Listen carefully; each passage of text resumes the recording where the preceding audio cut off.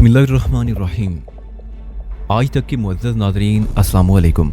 अब किस नंबर 295 मुलाहिज़ा फरमाएं। आप मायूस ना हो मिनाज साहब, मैंने जल्दी से कहा आपका मिशन अधूरा नहीं रहेगा। मुझे उम्मीद है हम 2 घंटे में फारिग हो जाएंगे। अब उसके अंदाज में मुझे तज़ब्ज़ब महसूस हुआ। मेरे हालात जानने के बाद वो किसी गहरी सोच में डूब गया। मैंने उसकी उलझन को सुलझन में बदलते हुए कहा, आप फिक्र ना करें मिनाज साहब, मैंने आज दिन में 3-4 घंटे की नींद ले ली है। इस वक्त मैं बिल्कुल फ्रेश और चाको चौबंद हूँ। आप बताएं मैं कहाँ पहुँचूँ। थोड़ी सी तामल के बाद उसने कहा, तुम मेरे अखबार के दफ्तर ही आ जाओ, मैं इस वक्त दफ्तर में मौजूद हूँ। तुम्हें इस गुरु के हवाले से कुछ ब्रीफ भी करना है। ठीक है, मैं 1 घंटे में पहुँच रहा हूँ, मैंने फैसला कुन लहजे में कहा। उसने मेरा शुक्रिया अदा करने के बाद फ़ोन बंद कर दिया। मेरे फ्लैट से मिनास बाकर के दफ्तर का फासला सिर्फ 30 मिनट का था। निस शब के बाद रोड खाली मिलती और मैं बासानी 20 मिनट में वहाँ पहुँच जाता। 1 घंटे का वक्त मैंने इसलिए लिया कि मैं थोड़ा फ्रेश होना चाहता था। गुज़िश्ता 4 घंटे मैंने अफरा तफरी और मारा मारी में गुजारे थे। मैं एक भरपूर शावर की जरूरत महसूस कर रहा था। मैं बैग से कपड़े निकाल कर वाशरूम में घुस गया। दौरान गुसल मुझे भूख का एहसास हुआ। उसी वक्त मुझे याद आया मैंने आज दोपहर के बाद से अभी तक बाकायदा खाना नहीं खाया था। शाम में सदर के इलाके में मैंने लाइट रिफ्रेशमेंट जरूर किया, मगर उसे खाने में शुमार नहीं किया जा सकता था। फिर मलिक रऊफ के बंगले पर जिन हालात से निबर्द आजमा रहा, उन्होंने मेरी भूख को चमका दिया था। मैंने सोचा मिनास बाकर की तरफ जाते हुए रास्ते में बोट बेसन से कुछ खा लूंगा। इस इलाके में रात गए रेस्टोरेंट खुले रहते थे। वो इलाका एक तरह से फूड मार्केट की हैसियत रखता था। मैं नहा धोकर तैयार हुआ तो रात का 1:30 बज रहा था। फिर इससे पहले कि मैं फ्लैट से बाहर निकलता घंटी बज उठी। मुझे हैरत हुई, इस वक्त दरवाजे पर कौन हो सकता है। इस इलाके में तो वैसे भी प्राइवेसी का बहुत ख्याल रखा जाता था, और फिर आधी रात के बाद बेल का बजना खालिया दिल्लत नहीं हो सकता था। डोरबेल एक तरह का सवाल होता है जिसके जवाब में शुरफा दरवाजा खोलते हैं। मैं तो वैसे भी दरवाजा खोलने ही वाला था, लिहाजा ये जवाब और भी आसान हो गया। मैंने दरवाजा खोला तो सामने 802 वाली पड़ोसन खड़ी थी। मैं उसे इस वक्त वहां देखकर चौंका। उसने हाथ में एक ट्रे उठा रखी थी जिसमें 2-3 बर्तन ढके हुए नजर आ रहे थे। मैंने सवालिया नजरों से अपनी पड़ोसन अनीला को देखा। वो जल्दी से बोली, आजकल आपकी मिसेज दिखाई नहीं दे रही। उसका इशारा साहिल की जानिब था। हम इस फ्लैट में दुनिया वालों की नजरों में मियाँ बीवी की हैसियत से रह रहे थे। इस रिश्ते की आड़ में समाजी जिंदगी बड़ी सहल और पुरसुकून हो जाती है, वरना जिसकी भी निगाह उठती शक से लबरेज उठती। मैंने उसके हाथ में मौजूद ट्रे की तरफ देखते हुए कहा, वो चंद रोज से अपने मैके लाहौर गई हुई है, मैं कल सुबह उसे लेने जा रहा हूँ। दरअसल आज मैंने अपने घर में मीलाद करवाया था। अनीला ने मुझे भरपूर निगाह से देखते हुए कहा, अच्छा हुआ मैं इसी वक्त लेकर आ गई। उसने ट्रे मेरी जानिब बढ़ाते हुए कहा, वरना सुबह तो आप फिर गायब हो जाते। ये आपके हिस्से का खाना है। मैं जिस अपार्टमेंट्स बिल्डिंग में ठहरा हुआ था उसके हर फ्लोर पर सिर्फ 2 फ्लैट आमने सामने बने हुए थे। मैं 801 में था और अनीला 802 में। उसके शोर का नाम तफैल था, जो किसी बैंक में मुअज़्ज़ज़ ओहदे पर फाइज था। फैसल और हसन नामी 2 बच्चों के साथ वो एक खुशबाश और मुतमईन फैमिली का नक्शा पेश करते थे। अनीला से 1-2 मरतबा लिफ्ट में आते जाते मेरी हेलो हाय हुई थी और वो मुझे अच्छी लगी थी। उसकी तारीफ में सिर्फ इतना कह देना काफी होगा कि वो एक भरपूर औरत थी। मैंने उसके हाथ से ट्रे ले ली और पूछा, क्या तफैल साहब इस वक्त घर में नहीं है? ये सवाल मैंने इस गर्ज से पूछा था कि इतनी रात को उसे खुद खाना देने आना पड़ा था। वो बोली तफैल सरगोदा गए हुए हैं और दोनों बच्चे सो रहे हैं। थोड़ी देर पहले मैंने आपके फ्लैट में लाइट देखी तो इसलिए खुद चली आई। आज का खाना कल देते हुए अच्छा नहीं लगता। आपको बर्तन अभी वापस कर दूं या बर्तन बाद में आ जाएंगे? वो मेरा जुमला मुकम्मल होने से पहले ही बोल उठी। मैं ज़ेरला मुस्कुराते हुए उसका शुक्रिया अदा किया और खाने की ट्रे लेकर अंदर आ गया। इस वक्त मुझे शदीद भूख लग रही थी। ये खाना बर वक्त पहुंचा था। मैंने ट्रे में मौजूद मुख्तलिफ बर्तनों के ढक्कन उठाकर देखे। एक डिश में गर्मा गर्म चिकन बिरयानी थी जिससे धीमी धीमी भाप भी उठ रही थी। लगता था अभी अभी देग के अंदर से निकाली गई है। इसके अलावा कौरमा था, नाफ्तान थे और दीगर लवाजमात के साथ स्वीट डिश भी थी जिसके अनासर तरकीबी में खुबानी को अव्वलियत और मरकजी हैसियत हासिल थी। यह ऐसा वक्त और मौका नहीं था कि मैं पेट भरकर खाना खाता।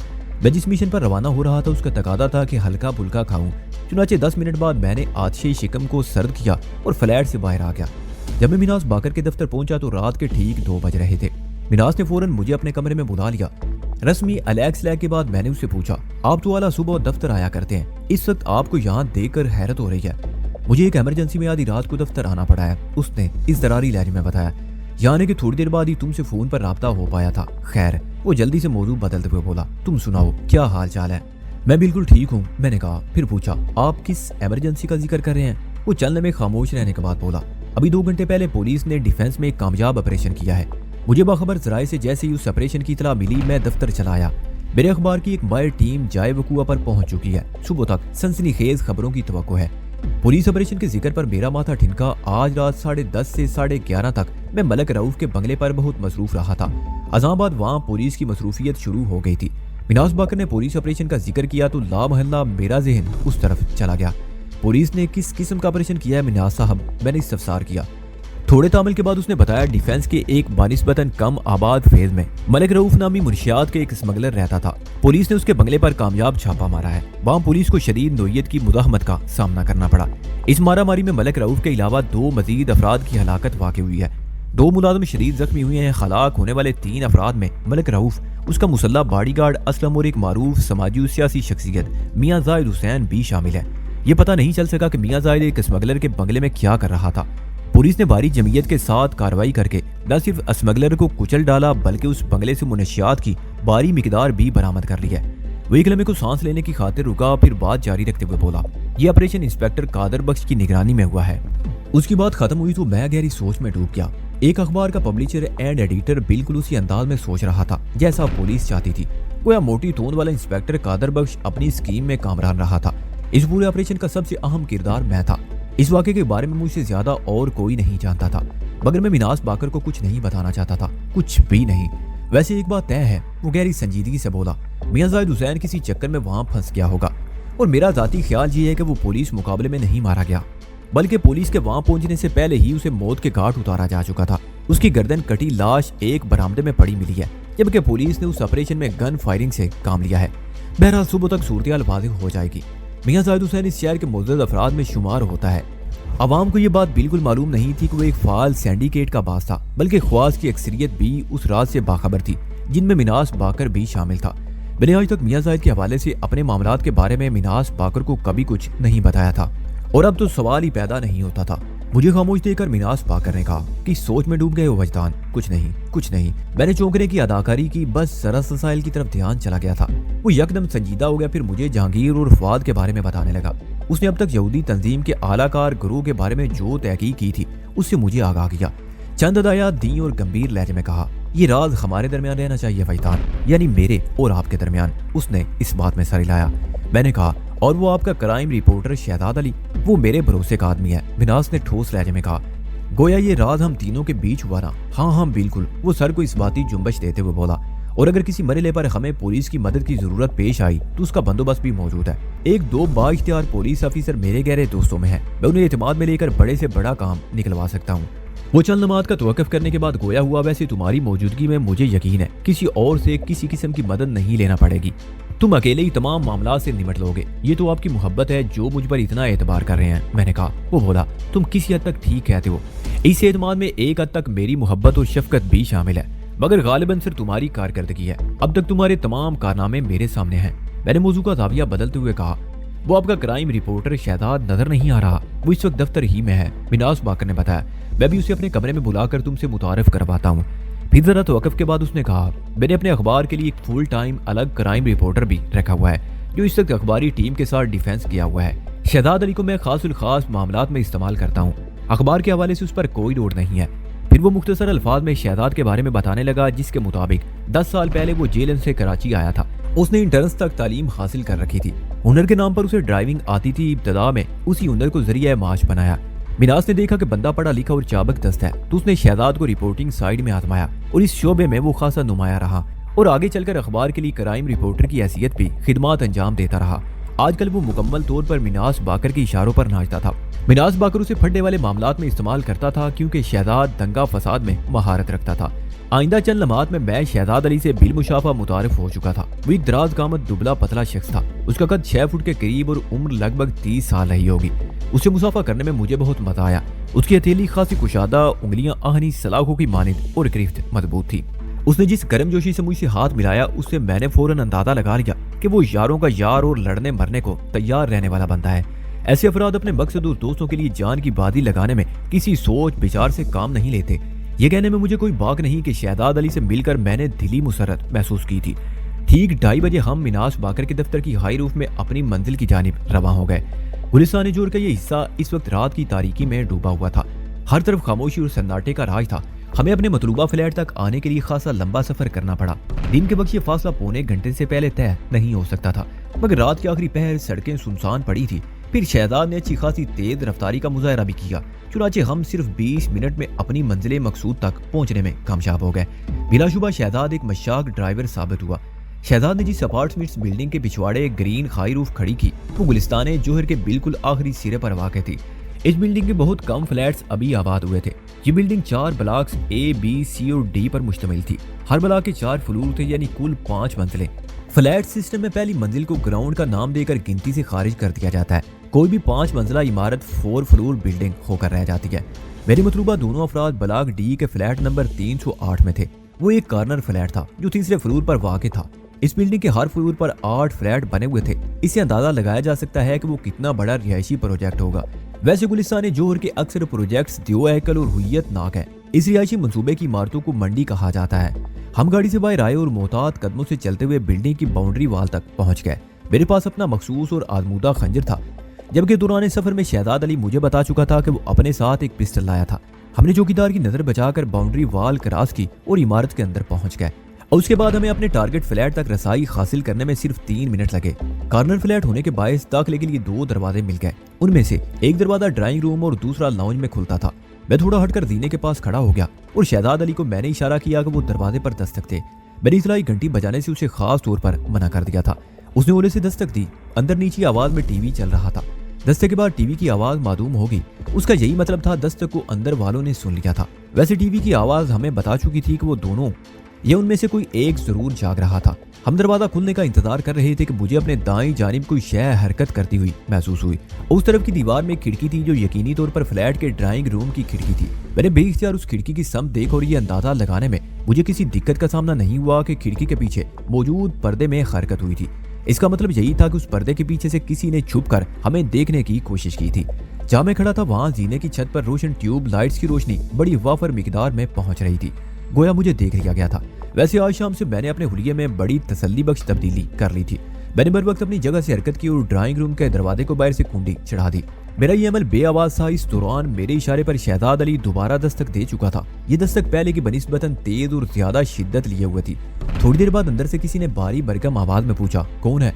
हम इस बिल्डिंग में नए आए हैं। मैंने अपनी आवाज में परेशानी भरते हुए कहा, 2nd फ्लोर पर फ्लैट नंबर 204 में। शहजाद अली की मालूमात के मुताबिक 204 में चंद रोज पहले एक फैमिली आकर आबाद हुई थी।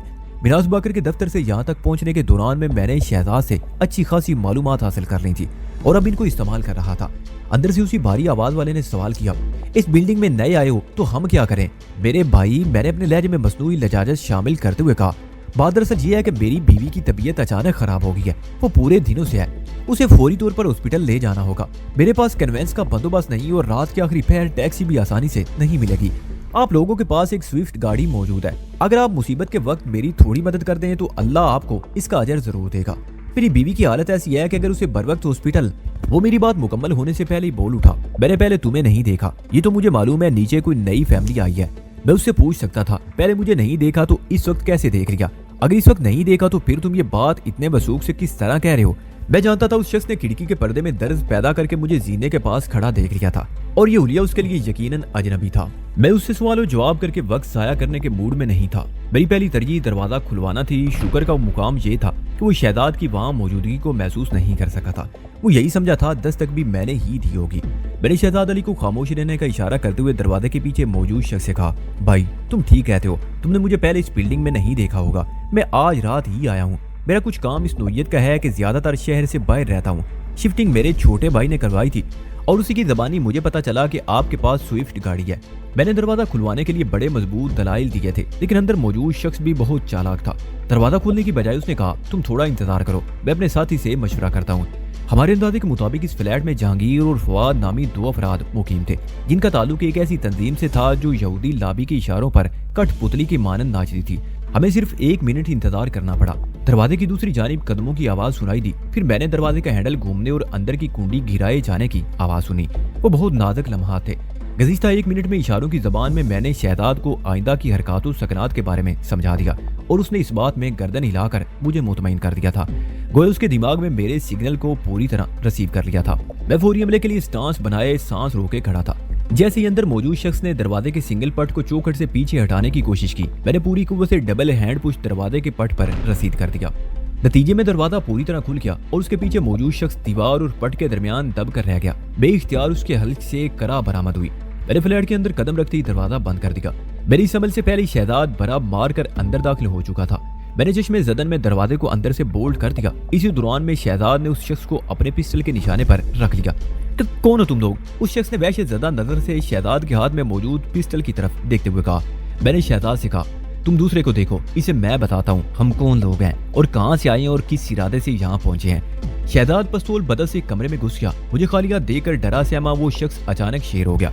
वो पगला ये नहीं जानता था मैं निहत्ता किसी मुसल्ला से कितना ज्यादा खतरनाक साबित हो सकता हूँ। उसे बड़ी सूरत से मेरे पेट में टक्कर मारने की कोशिश की और उसकी ये कोशिश जुज़वी तौर पर कामयाब हुई। उसका मेंढे की तरह झुका हुआ सर मेरे पेट की झील से टकराया, मगर मेरे अंदरूनी अज़ा पर कारी ज़रब नहीं लगा सका। मैंने इस अमल पर फौरन रद्द अमल ज़ाहिर करते हुए अपने पेट को कमर से लगा लिया। सांस की मशकों ने मुझे इस फन में खासी महारत बख्शी थी। मैंने खुद को बचाने के साथ ही उस शख्स पर जवाबी हमला कर दिया। उसकी पुश्त मेरे सामने एक मेज की सूरत मौजूद थी। मैंने पूरी ताकत से अपनी दोनों कूनियां उसकी कमर पर रसीद कर दी। वो एक खौफनाक आवाज खारिज करते धड़ाम से मुंह के बल जमीन पर गिरा। मैं उछलकर उसके ऊपर से आगे बढ़ गया। उसी लम्हे फ्लैट के किसी हिस्से से ये आवाज मेरी समाज से टकराई। फवाद, ये क्या हो रहा है? तुमने तो बताया था कि किसी की बीवी बोलने वाले की जबान को ब्रेक लग गए। मैं समझ गया उसकी आंखों ने अपने सामने एक पिस्तौल बरदार शख्स को देख लिया था। इसी दौरान में फवाद नामी वो शख्स उठकर दोबारा मेरे सामने तनकर खड़ा हो चुका था। हमारी मालूमात के मुताबिक इस फ्लैट में फवाद जहांगीर नामी दो अफराद ठहरे हुए थे। मुझसे पिटने वाले फवाद नामी शख्स को मुखातिब करने वाला जहांगीर ही हो सकता था। फवाद ने जहांगीर के अधूरे सवाल का जवाब देने की बजाय मुझ पर हमला कर दिया। उसने बड़ी तेज रफ्तारी से राइट पंच मेरे चेहरे पर आजमाने की कोशिश की। मेरे दाएं हाथ की गिरफ्त में उसका मुक्का दबोच कर बड़ी सूरत से एक मरोड़ा दिया। रद्देमल में उसकी कमर ट्विस्ट हुई और चेहरा आगे की जानिब झुक गया। मैंने उसके खमीदा कमर पर बाएं घुटने से ठोकर लगाई। वो मुंह के बल दीवार से जा टकराया। इस तसादम में उसके हल्क से एक करबनाक आवाज खारिज हुई। फवाद की तवील दर्दनाक चीख के दौरान में मैंने शहजाद अली को सुना। वो गालबन जहांगीर को पिस्तौल के बल पर धमका रहा था। उसी लम्हे एक नुस्वानी चीख भी उस धमकी में शामिल हो गई। गोया इन दोनों के अलावा कोई सुरीली चीख खारिज करने वाली भी मौजूद थी। इस सूरत को समझने में मुझे ज़हन को ज्यादा तकलीफ देने की जरूरत नहीं पड़ी। नुस्वानी चीख की आवाज ने मुझे एक लम्हे के लिए फवाद की जानिब से गाफिल कर दिया था। उसने संभल कर मुझ पर हमला किया। उसका हमला बड़ा देसी किस्म का था। मैं ये अंदाजा तो कर चुका था कि फवाद बाकायदा मार्शल आर्ट से नाबल था। वो मुकामी अंदाज का फाइटर था। फवाद ने मुझे धक्का देकर गिराने की कोशिश की। उसकी ये कोशिश जुज़वी तौर पर पूरी हुई। मैं उसका पुश लेकर थोड़ा सा लड़खड़ाया, लेकिन इसी लड़खड़ाहट के दौरान में मेरी व्हील किक चल गई जो फवाद की कनपट्टी पर लगी। वो दोनों हाथों से सर थाम कर पीछे की तरफ हटने लगा। मैंने उसके संभलने से कबल एक जबरदस्त साइड किक उसके सीने पर रसीद कर दी। उसके हल्क से घूं की आवाज बरामद हुई और वो हवा में बैक फ्लाई करते हुए अकबी दीवार से जा टकराया। इस टकराव के नतीजे में उसका जिस्म धप से फर्श पर आ गिरा। उसी लम्हे मैंने अंदर कमरे में दींगा मुश्ती की सी आवाजें सुनी। जाहिर होता था जहांगीर शहजाद से भिड़ गया था। मैंने फवाद के साथ लाउंज में मार का आराई की थी, जबकि शहजाद फ्लैट के कमरे में घुसा हुआ था। मैंने फवाद को तजियाती निगाह से देखा। वो फौरी तौर पर उठने के काबिल नजर नहीं आता था। दीवार से टकराव में शायद उसकी खोपड़ी पर कोई शदीद नोयत की चोट आ गई थी। वो लाउंज के फर्श से पड़ा धीरे धीरे करा रहा था। मैं उस पर एक उचटती सी नजर डालकर कमरे की जानिब बढ़ गया। अंदर पहुंचकर एक दिलचस्प और हैरतनाक मंजर ने मेरा इस्तकबाल किया। शहजाद और जहांगीर आपस में गुथम गुथा थे। एक माँ जबी बेडशीट को हंगामी अंदाज में लपेटे बेड पर बैठी कपकपा रही थी। उसकी कपकपी किसी ठंडक की मरहूने मिन्नत नहीं थी, बल्कि उसकी आंखों में जमी वहशत इस बात का ऐलान कर रही थी कि वो अचानक पेश आमदा हालात से बुरी तरह खौफजदा हो चुकी है। वो थर-थर कांपते हुए बड़ी सहमी हुई नजरों से दो इंसानों को जानवरों के मानंद कुश्तम कुश्ता होते देख रही थी। मैंने उस डरी सहमी हसीना की निशत से फौरन अंदाजा लगा लिया कि हमारे वहां पहुंचने से कबल इस फ्लैट में क्या कुछ हो रहा था। मैं उसे नजरअंदाज करके शहजाद की तरफ मुतवज्जो हो गया। शहजाद ने जहांगीर को नीचे गिरा रखा था और उसके सीने पर सवार होकर जोर आजमाई कर रहा था। शहजाद कुछ इस तरह जहांगीर पर छाया हुआ था कि जहांगीर का चेहरा मुझे नजर नहीं आ रहा था। जहांगीर के बदन पर इस वक्त सिर्फ एक पाजामा था और उसने शहजाद के पिस्तौल वाले हाथ को बड़ी मजबूती से अपनी गिरफ्त में ले रखा था। शहजाद की जोर आजमाई का सबब फौरन मेरी समझ में आ गया। फिर इससे कबल कि मैं शहजाद की कोई मदद करता एक फौरी वाकया पेश आ गया। शहजाद के नीचे दबे हुए शख्स ने अपने जिस्म को एक मखसूस अंदाज में जोरदार झटका दिया। शहजाद उसके ऊपर से उछलकर दूर जा गिरा। पिस्टल जहांगीर के हाथ में रह गया। उसने बैक पुश लगाया और सर को झटकते हुए तन कर खड़ा हो गया। उसके चेहरे पर मेरी निगाह पड़ी तो मैं उछल पड़ा। मैंने पलक झपकने में उसे पहचान लिया। मेरी सांस गोया एक जगह ठहर कर रह गई। मैंने अपने तन बदन में खुशगवार सनसनी को दौड़ते हुए महसूस किया। हालात की इस करवट ने मुझे मेरे शिकार तक पहुंचा दिया था। मेरी निगाह इस वक्त कोई वहम पी सकती थी और ना ही कोई धोखा खा सकती थी। वो जहांगीर नामी उस शख्स के लहू की प्यासी थी। सांवला रंग, हल्की मूंछ, एक करख्त चेहरा, जिसम माइल फरबही और कद 5 फुट 10 इंच। उस बदबख्त ने मेरे 3 प्यारों को मुझसे हमेशा के लिए जुदा कर दिया था। वो मीर बख्श, इम्तियाज अली और रूबी का कातिल था। गिरे पिजरों से बरामद होने वाला गन बरदार वो गिरे पिजरो जिसका नंबर 3151 था, اس کے شیشے سیاہ تھے اور اسی سیاہ شیشوں والی گاڑی میں سے سیاہ بخت جہانگیر نے گولیاں برسا کر گورا قبرستان کے نزدیک میرے 3 اہم ساتھیوں کو موت کے گھاٹ اتارا تھا۔ یہ تمام خیالات سیکنڈ کے 1000ویں حصے میں میرے ذہن سے گزرے۔ میرے من میں روشن خوفناک آگ کے انتقامی شعلوں میں اچانک بلا کی بھڑک پیدا ہو گئی۔ جہانگیر نے میرے چہرے پر تیزی سے پھیلتی ہوئی صفاقی اور درندگی کو پڑھ لیا۔ اس کی آنکھیں بتا رہی تھی کہ وہ مجھے پہچاننے میں کوئی غلطی نہیں کر رہا۔ جہانگیر نے شہزاد سے چھینا وہ پسٹل مجھ پر تانتے ہوئے گمبھیر آواز میں کہا، ویدان، میں جانتا تھا ایک دن تم سے ضرور سامنا ہوگا، لیکن یہ معلوم نہیں تھا ان حالات میں ہماری ملاقات ہوگی۔ مرنے سے پہلے کی دعائیں دوہرا لو، اب تمہاری زندگی کے چند لمحات باقی بچے ہیں اور تمہارے لیے بھی میرا یہی پیغام ہے۔ میں نے پسٹل کو نگاہ میں رکھتے ہوئے کہا، تمہاری تلاش میں میں نے ایک ایک لمحہ بڑی اذیت سے گزارا ہے، چلو خوش ہو جاؤ۔ وہ استہزائیہ انداز میں بولا، اب تمہاری اذیت کا خاتمہ ہونے والا ہے۔ میں نے اپنی توجہ کو اس کے کندھوں پر مرکوز رکھا تھا۔ انسانی جسم کی حرکات و سکنات کو ٹریس کرنے کے 2 اہم ٹرمینل کو کبھی نظر انداز نہیں کرنا چاہیے۔ بالائی جسم کی حرکات کو کندھوں سے پکڑا جا سکتا ہے اور زیریں جسم کی حرکات کمر سے ظاہر ہوتی ہیں۔ کمر اور کندھے انسانی جسم کی حرکات و سکنات کے معاملے میں چغل خور ثابت ہوتے ہیں۔ اس وقت سب سے اہم شے 0.38 کیلیبر کا وہ پسٹل تھا جو جہانگیر نے بڑے غضبناک انداز میں مجھ پر تان رکھا تھا۔ ہمارے درمیان بمشکل 4 فٹ کا فاصلہ رہا ہوگا۔ اس محدود فاصلے کو میری ایک سائیڈ کک چشم زدم میں پاٹ سکتی تھی۔ میں اسی لمحے کی تلاش میں تھا جب مذکورہ کک کا استعمال انتہائی محفوظ ہوتا۔ میں نے اسے باتوں میں لگاتے ہوئے پوچھا، میرے ساتھیوں نے تمہارا کیا بگاڑا تھا؟ تم نے انہیں جان سے کیوں مارا؟ یہ سوال تم انہی سے پوچھنا۔ وہ پستول والے ہاتھ کو حرکت دیتے ہوئے بولا، میں تمہیں ان کے پاس پہنچانے والا ہوں۔ ہم سے تمہاری کیا دشمنی ہے؟ میں تو تمہیں جانتا تک نہیں۔ میں نے کہا، ابھی تھوڑی دیر پہلے تم نے مجھے ویدان کہہ کر مخاطب کیا ہے، اس کا مطلب ہے تم مجھے اچھی طرح جانتے ہو۔ وہ متذبذب انداز میں اس بات میں سر ہلانے لگا۔ اسی لمحے جہانگیر کی نگاہ میرے عقب میں اٹھ گئی۔ میرے لیے اتنی مہلت کافی تھی۔ میں نے یل کرتے ہوئے ایک لمبا سٹیپ لیا اور اگلے ہی لمحے میری رائٹ سائیڈ کک اس کے پیٹ پر کسی وزنی گولے کی مانند لگی۔ اس ضرب میں میرا بے پناہ غصہ بھی شامل تھا۔ اس کے دونوں ہاتھ فضا میں بلند ہوئے اور وہ ریورس گیئر میں سفر کرتے ہوئے عقبی دیوار سے جا ٹکرایا۔ پسٹل اس کے ہاتھ سے چھوٹ کر بیڈ کے اوپر جا گرا۔ بیڈ شیٹ میں سکڑی سمٹی حسینہ نے وحشت زدہ نظر سے پسٹل کو دیکھا اور غیر ارادی طور پر اس کا ہاتھ پسٹل کی جانب بڑھ گیا۔ یہ ایک فطری عمل تھا۔ اس نے اپنی حفاظت کی خاطر پسٹل کو قابو میں کرنے کی کوشش کی۔ اس کوشش کے نتیجے میں بیڈ شیٹ نے اس کی ستر پوشی سے انکار کر دیا۔ اس کا بے لباس بدن اچانک ہی بیڈ شیٹ کی اوٹ سے باہر آ گیا۔ اس حسینہ کے ساتھ نہ خدا ہی ملا نہ وصال صنم جیسی صورتحال ہو کر رہ گئی۔ پسٹل اس کے ہاتھ کی پاؤں سے 6 انچ کے فاصلے پر رہ گیا۔ وہ ادھر اور ادھر کے درمیان ساکت ہو کر رہ گئی۔ اس کی ندامت امیز بے بسی کو الفاظ میں بیان کرنا ممکن نہیں۔ اسی دوران میں شہزاد لپک کر پسٹل تک پہنچ گیا۔ میں نے نگاہ اٹھا کر جہانگیر کا جائزہ لینا چاہا تو عقب سے ایک ٹھوکر میری کمر پر پڑی۔ میں نے پلٹ کر اپنے عقب میں دیکھا، وہ فواد تھا جو سنبھل کر مجھ پر حملہ آور ہو رہا تھا۔ جہانگیر نے چونک کر یقیناً اسی کو دیکھا اور مجھے اس پر وار کرنے کا موقع مل گیا۔ فواد کے تھوبڑے پر میرا دایاں پاؤں کسی ہتھوڑے کے مانند لگا اور وہ الٹ کر بیڈ پر جا گرا۔ بیڈ پر موجود اکا بکا حسینہ کی حیرت چکنا چور ہو گئی۔ اس کے ساتھ اس کے حلق سے ایک دل خراش چیخ برآمد ہوئی۔ اپنی برہنگی کا احساس ہوتے اس نے جلدی سے خود کو بیڈ کی شیٹ میں لپیٹ دیا۔ میں نے شہزاد کو فواد کی طرف بڑھتے دیکھا تو مطمئن ہو گیا۔ اسی لمحے مجھے اپنے نزدیک کسی کی موجودگی کا احساس ہوا اور میں نے دیکھے بغیر اپنا الٹا ہاتھ چلا دیا۔ میرا ہاتھ جہانگیر کے منہ پر پڑا۔ اس کے خلق سے خوفناک غراہٹ خارج ہوئی۔ میں اس کی جانب مڑا تو وہ سٹانس بنا کر کھڑا ہو چکا تھا۔ اس کے انداز سے مارشل آرٹس جھلک رہا تھا۔ میرے سینے سے ایک مطمئن سانس خارج ہوئی۔ میں نے اسے غصہ دلانے والے انداز میں کہا، اس رات تو تم نے خالی کلاشن کے زور پر مجھے زیر کرنے کا ڈرامہ رچایا تھا۔ اگر تمہیں مارشل آرٹس میں مہارت حاصل ہے تو موقع سے فرار کیوں ہو گئے تھے؟ ایک لمحے کا توقف کر کے میں نے چوٹ کی، تمہارا دوسرا بگوڑا ساتھی کہاں ہے؟ وہ پھنکارا اور اس نے میرے سوالات کا عملی جواب پیش کیا۔ اس کی تیز رفتار راؤنڈ ہاؤس کک میرے کندھے پر لگی۔ اس کک نے مجھے زیادہ نقصان نہیں پہنچایا کیونکہ میں بلاکنگ کے لیے ہاتھ اٹھا چکا تھا۔ میرے کندھے کو ہلکا سا جھٹکا لگا۔ میں نے جواباً سپن کک اس کے منہ پر دے ماری۔ میرا وار خالی گیا۔ جہانگیر نے بروقت اپنے سر کو ایک جھٹک دے کر چہرے کو بچا لیا تھا۔ اس کے ساتھ ہی وہ بیک سٹیپنگ کرتے ہوئے مجھ سے چند فٹ کی دوری پر چلا گیا۔ میں نے لپک کر اس کمرے کا دروازہ لاک کر دیا۔ پھر میری نظر شہزاد کی جانب اٹھ گئی۔ وہ اپنے مد مقابل سے بڑا شاندار سلوک کر رہا تھا۔ پسٹل کو اس نے اپنے لباس میں چھپا لیا تھا اور فواد کی مرمت کے لیے وہ صرف ہاتھ پاؤں کو زحمت دے رہا تھا۔ اس کی ضربیں بڑی جچی تلی تھی۔ جہانگیر پلٹ کر دوبارہ حملہ آور ہوا۔ اس نے لیفٹ فرنٹ کک کا جانسا دے کر رائٹ فرنٹ کک میرے چہرے پر مارنے کی کوشش کی۔ میں اس کے جانسے پر ایک قدم پیچھے ہٹ چکا تھا۔ اس عمل کی تکمیل پر میں نے بڑی تیز رفتاری سے رائٹ بیک سویپ ماری۔ میری پنڈلی کی طوفانی ضرب اس کی جانسا کک والی ٹانگ پر لگی۔ اسی لمحے جہانگیر کی ہائی فرنٹ کک بھی ناکامیاب ہو کر نیچے آئی تھی۔ وہ بری طرح الجھا اور منہ کے بل کمرے کے پختہ فرش پر آ رہا تھا۔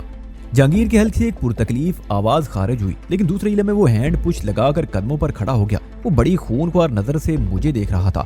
اس کی سانسیں بے ترتیب اور غراٹ امیز تھی۔ मैंने उसे संभलने का मौका नहीं दिया और उसके हमलावर होने से कबल ही शुरू हो गया। मैंने अपने कदमों पर उछलकर एक साइड फ्लाइंग किक मारी। मेरे पाँव का ब्लेड उसकी ठोड़ी पर लगा। ये पाँव चूंकि एक फौजी बूट में क्याम पजीर था, इसलिए ये ज़रब क़यामत खेज साबित हुई। वो चेहरे को पकड़कर जमीन की तरफ झुकने लगा। मैंने उसी लम्हे एक लोअर बैक किक उसके मुंह पर जड़ दी। बैक किक को रेयर किक भी कहा जाता है। ये किक अपने टारगेट को नाकाबिले तलाफी नुकसान पहुंचाती है, खास तौर पर लोअर बैक किक। जहांगीर के झुकते हुए सर को एक झटका सा लगा और वो पीछे की जानिब उलट गया। मैं उछलकर उसके करीब आया और राइट प्रेशर किक उसके सीने पर रसीद करना चाहिए। वो तेजी से रोल करता हुआ जरा फासले पर चला गया। उसी लम्हे उसके ऊपर धड़ाम से फुआद का जिस्म गिरा। शहजाद ने फुआद को सर से बुलंद करके दूर उछाल दिया था। इस मार्के में शहजाद भरपूर मेरा साथ दे रहा था। उसकी फाइट का अंदाज बड़ा मुनफरद था। उसने मार्शल आर्ट से चनीदा टेक्निक्स ले ली थी। जोडू और सेल्फ डिफेंस को मिलाकर उसने चंद कॉम्बिनेशन तैयार कर लिए थे जो स्ट्रीट फाइट और रूम फाइट में बहुत मुफीद साबित होते हैं। जहांगीर इस उस्ताद से झुंझला कर रह गया। मैंने उसकी अच्छी खासी दुर्गत बना डाली थी। वो फुआद को अपने ऊपर से नीचे गिराकर खड़ा हो गया। झुंझलाहट में उसने एक लात भी फुआद को रसीद कर दी, जैसे वो दानिस्ता उस पर उछला हो। उसके बाद वो बड़े धुआंधार अंदाज में मेरी जानी पड़ा। उसने सर को टक्कर मारने वाले अंदाज में झुकाकर अचानक दौड़ लगाई। मैं उस वरना बैंसे की तरफ से गाफिल नहीं था। उसका सर जैसे ही मेरे नजदीक पहुंचा, मैंने दाएं घुटने की एक भरपूर जरब उसकी खोपड़ी पर आजमाई। ठक की आवाज पैदा हुई और वो एक मर्तबा फिर मुंह के बल जमीन पर गिर पड़ा। इस बार जब उसने अपना चेहरा ऊपर उठाया तो एक वहशतनाक मंजर पेश कर रहा था। घुटने की जरब के बायस शायद उसकी जबान दांतों तले दबकर कट गई थी। उसका दाना लहू लुहान हो रहा था। उसने फुनकारते हुए मुंह में जमा होने वाले खून को एक जानिब थूक दिया। इस थूक में उसका एक दांत भी मौजूद था। जहांगीर ने वैसे ज्यादा नजर से अपने ताजा बताजा उखड़े हुए दांत को देखा, फिर उस मुकाम पर हाथ लगाया जहां थोड़ी देर पहले दांत जमा हुआ था। उसके बाद वो किसी खूनी दरिंदे की मानिंद मेरी जानी पड़ा। उसने मेरे नजदीक आकर चेहरे पर राइट पंच मारने की कोशिश की। मैंने साइड स्टेप लेकर उसके बाजू को बधा किया। वो अपनी नाकामी पर झुंझलाया और बॉडी को घुमाकर लेफ्ट पंच मारने की कोशिश की। ये उसकी एक इज़्तिरारी और झुंझलाहट अमेज हरकत थी, जिसका नतीजा उसके हक में बहुत नुकसानदेह साबित हुआ। बॉडी को घुमाने के बाद उसकी पुश्त मेरी तरफ हो गई। मैंने उसके दोनों बाजुओं को कलाइयों के मुकाम से गिरफ्त में ले लिया और उसकी तशरीफ पर एक नीची फ्रंट किक जड़ दी। उसके साथ ही मैंने उसके बाजुओं को आजाद कर दिया। फ्रंट किक के पुश ने उसके अंदर मेल ट्रेन का इंजन फिट कर दिया और वो तेज रफ्तारी से सामने वाली दीवार से जा टकराया। मैं एक लंबा स्टेप लेकर उसके करीब पहुंच गया। उस शख्स की तरफ से मेरा दिलो दिमाग गुस्से से भरा हुआ था। मैं मीर बख्श जैसे जान निसार, इम्तियाज अली जैसे जान बहार और रूबी जैसी जान निखार साथियों की अलमनाक मौत को एक लम्हे के लिए भी नहीं भूला था। उन दिनों की बर्बादी का सबब यही शख्स जहांगीर था। मैं तो उसको पहचानते ही वो मकसद भी फरामोश कर बैठा जिसकी खातिर हम यहाँ गुलिस्तान जोर के दूर दराज इलाके में पहुंचे थे। इस शख्स की शक्ल देखते ही मेरे दिमाग में अपने प्यारों के चेहरे रोशन हो गए। उनकी उजागर सूरतें सिर्फ एक ही लफ्ज की तकरार कर रही थी, इंतकाम, इंतकाम और इंतकाम।